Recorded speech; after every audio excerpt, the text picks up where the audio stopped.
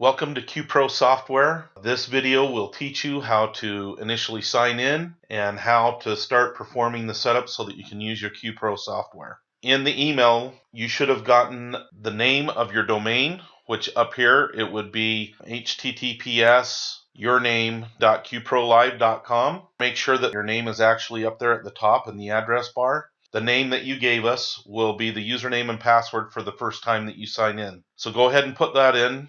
It will take some time for it here to activate because it's loading everything for the first time, and there is an initial pause on the initial load up. Once you're signed in, it will bring you to the sales screen up here. This is the first screen that you log into. Immediately you're going to go to the employees screen over here so that you can change the username and password that we gave you initially while loading up. So you'll come over here and your initial user, the one that we gave you, will be right here. You just click on it now that it's showing on the right hand side of the screen, and right here is where you'll change the username and the password.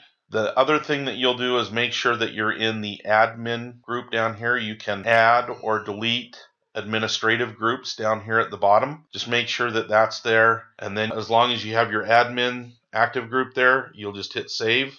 That's all we're going to do for right now. Once you can get in and out of your software with your new username and password, the very first thing that you should concentrate on is getting your B2B account set up with your vendors.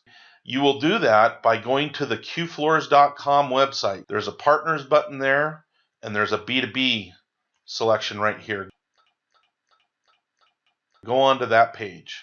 There's some instructions here, but you'll notice on this page that there is a list of all of the vendors and suppliers that are capable of doing B2B interactions with QPro. You'll see all these certifications for all these different documents. The one that QPro can do right now is the price list import. When you find a vendor that you want to do B2B interactions with, you simply click on their name. And when you do that, it will have the information about who you need to contact, request account setup, aaron.curl. You'll contact that person. Then you will give them your account name for your company, and then you will ask them to set you up a brand new B2B account. And then they will send the setup information back to us at QPro. Once you've done that for however many vendors you want to do that with, now we're going to come back to the other setup items that you need to pay attention to. This is the B2B button, just so that you know when we start to do B2B transactions, that's what you'll be looking at. But also it's this setup menu right here that we're going to focus on. If you come here, you see that there's a bunch of different entries here, and each of these we're going to spend time in. There's a video that corresponds to each of these that gives you the detail, but you're going to just start at the very top and just keep going right on down this list till you get down to the bottom product catalog here. Now, product catalog has to do with B2B, but there might be some other manual entries and stuff that you put in there. These are the things you're going to focus on.